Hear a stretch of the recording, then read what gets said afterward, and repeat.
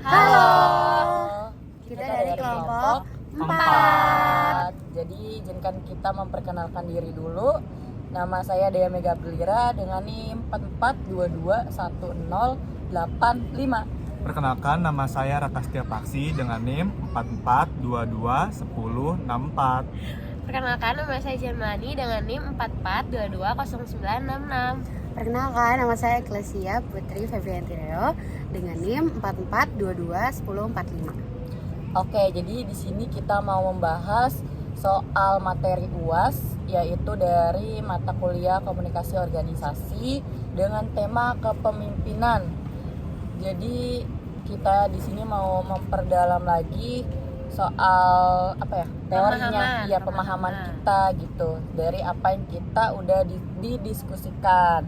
Jadi biar diskusi kita makin tajam gitu lah. Benar, kalau bisa kita juga masukin nih contoh-contoh nyata dari kepemimpinannya sendiri. Oke. Iya, dan pas banget nih. Aku juga baru lihat dokumenter tentang CEO perusahaan perempuan yang punya gaya kepemimpinan transformasional. Bikin aku mikir nih, kadang teori yang kita pelajari itu tuh beneran terjadi di dunia nyata atau enggak sih sebenarnya? Keren banget Jihan, aku setuju. Boleh banget kita bagi, tapi kita urutin dulu aja satu-satu dari teori yang ada. Dari yang pertama dulu nih, dari teori sifat kali ya. Sifat, boleh.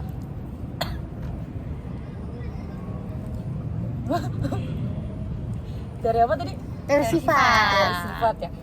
Teori ini tuh bilang kalau pemimpin itu kan pada dasarnya terlahir dengan kemampuan khusus kayak kecerdasan, percaya diri, sama komunikatif gitu. Tapi teori ini kayak nggak ngasih ruang seseorang nggak sih buat berkembang? Soalnya kayak seolah-olah nih pemimpinnya bukan yang alami dan juga nggak punya harapan.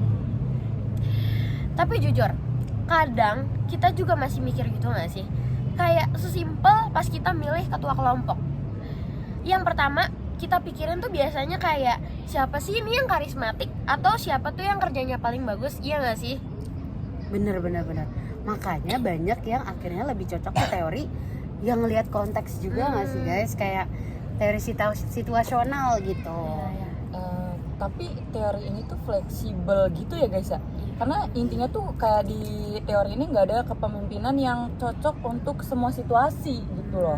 Benar, contohnya tuh kayak waktu pandemi kemarin, pandemi COVID, banyak banget ternyata pemimpin perusahaan yang biasanya nih otoriter, tapi karena situasi akhirnya mereka jadi empati karena kondisi juga yang menuntut mereka. Tapi itu juga yang nunjukin kalau pemimpin itu harus adaptif guys.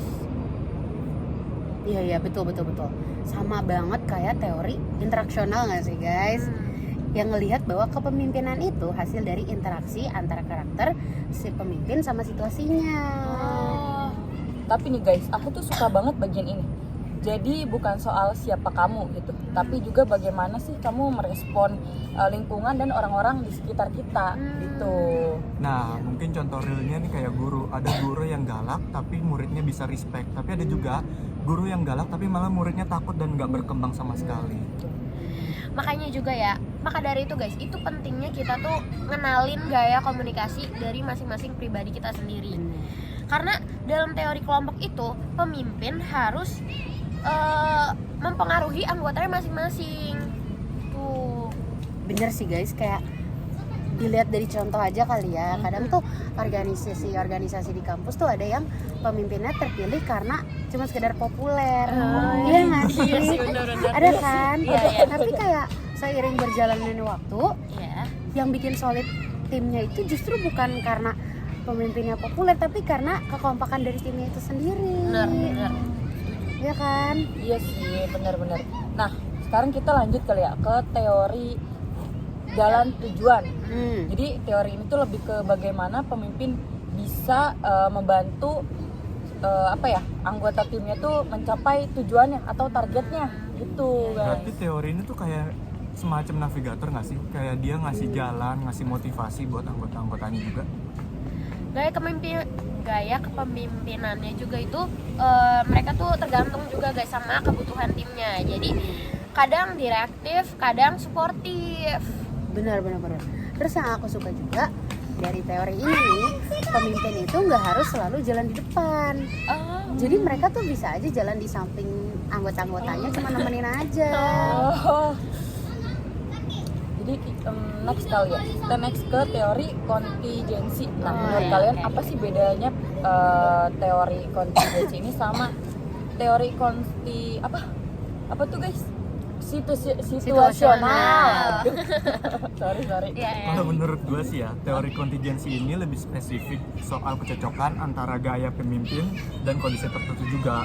Nah, kalau misalnya kayak ngetes apa gaya ini tuh cocok buat lingkungan ini atau enggak. Sebenarnya sesimpel kayak pelatih bola nih guys.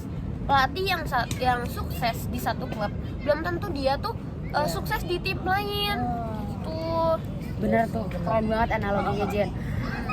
Penting banget buat tahu konteks sosial, politik, sama budaya di sekeliling kita. Benar-benar. Betul, setuju sih. Oke, sekarang kita masuk ke teori yang cukup kontroversial, tapi menarik nih guys. Apa tuh? coba? Apa? Teori karismatik. Wow. Itu. Wah, ini sih Ya. favorit gue banget. Kenapa? Soalnya Kenapa tuh? biasa pemimpin karismatik itu tuh biasanya bisa banget royal, terus juga bahkan bisa fanatik juga. Tapi bahayanya juga gede banget tau Raka. Karena kalau pemimpinnya salah, anggotanya juga ikut salah. Bener. Gitu guys. Makanya harus ada integritas ya. Iya. Karisma tanpa nilai itu pasti bahaya sih. Benar-benar. Kalau cuma ngandalin karisma doang kan nggak mungkin ya. Betul sih, betul. Nah, terakhir nih guys, yang katanya pemimpin masa depan. Widih. Coba, ada yang tahu nggak apa? Ngeri-ngeri. Apa tuh? ya? Coba apa? Apa tuh bang? Kepemimpinan ya? apa coba? Betul. Aduh, apa ya? Jangan statue dong. Apa Kepemimpinan tuh? transformasional. Oh. Modern ya? Iya, tapi kalau misalnya menurut gue sih ini paling ideal ya. Kenapa? Karena pemimpin ini biasanya inspiratif, terus juga peduli sesama anggotanya, terus juga perkembangan timnya juga bukan soal target aja sih yang dia peduliin. Betul. Iya. Sebenarnya dari tadi tuh gue setuju banget yang kita ngomongin. Karena ini tuh gaya yang cocok buat organisasi saat ini, yaitu organisasi modern yang tadi gue bilang. Karena ini fokusnya tuh ke motivasi jangka panjang dan pengembangan SDM. Tapi ada bahayanya juga sih guys. Sebenarnya bukan bahaya sih, lebih ke kayak ini tuh nggak mudah diterapkan karena dibutuhkan kepercayaan yang tinggi sama komunikasi dua arah yang kuat. Setuju nggak? Setuju. Ya kan?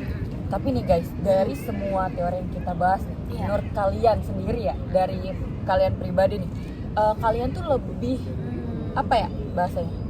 Lebih ke arah mana sih gaya kepemimpinan kalian itu gitu. Kita ya. Siapa? Gue dulu dong. Oke, ya dia karena dia cowok. Iya, Udah mau bener. pertama. Oke.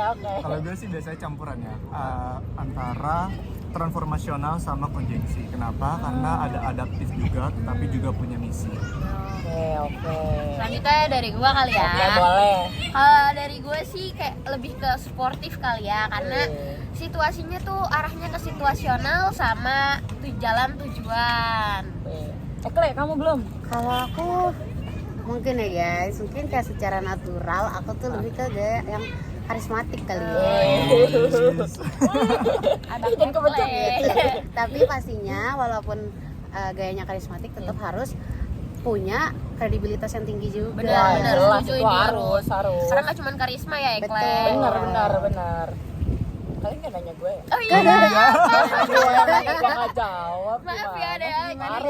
Kalau dari Dea sendiri gimana Oke, nih? kalau gimana? dari aku sendiri, aku sukanya kombinasi kayak antara grit dan transformasional. Kenapa? Karena dia tuh fokus ke hasilnya gitu loh. Jadi mikirin ke orang-orangnya juga gitu. Jadi nggak cuma mikirin satu fokus kayak itu doang gitu loh. Itu sih menurut aku ya. Oh, jadi dengan kita sharing session gini, jadi kita bisa tahu nih gaya-gaya kepemimpinannya ada di diri kita kayak gimana. Betul banget. Karena kita juga bukan cuma ngomongin teori nih guys. Ini tuh buat jadi acuan kita pribadi di masa depan masing-masing. Kita jadi lebih tahu Setuju, kan. setuju. Wih, tangan dong. Setuju. Tapi guys, intinya ya, pemimpin yang baik tuh bukan siapa yang paling pintar nggak sih, dan siapa yang paling berkuasa, tapi dia tuh yang bisa membangun apa ya, bonding sama staff atau anggotanya gitu. Dan dia tuh bisa menyesuaikan dirinya dan bisa membangun komunikasi yang efektif. Betul. Jadi Betul. komunikasinya bagus lah gitu Lancar. kan. Karena segala-galanya kan kalau komunikasinya bagus pasti kerjanya bagus juga Iya. gitu. Setuju. Gitu. Keren banget ya Keren guys. banget kita. Ya kalau kita Bahas stop dulu. kepemimpinan gini keren banget. Semoga kita semua jadi pemimpin masa depan ya guys. Amin. Kamu yang bener dong. Go. Oke guys, jadi segitulah hasil Diskusi diskusi dari kelompok kelompok 4. 4. Gimana, keren banget kan? Keren dong, kelompok 4. Jadi segitu aja. Jangan lupa tonton sampai habis ya guys. Ini kita kayak udah Terima kasih. keren banget bahas Thank pemimpin. you, Semoga kita guys. bisa jadi pemimpin yang Amin. bijaksana dan Amanah, amin. amanah dan sebagainya, pokoknya pemimpin yang baik di masa depan kita guys. Amin. Jadi segitu aja Iya. dari kelompok 4. Selebihnya Mohon maaf. Iya. Ya, mohon maaf jika ada salah-salah kata. Udah. Bye.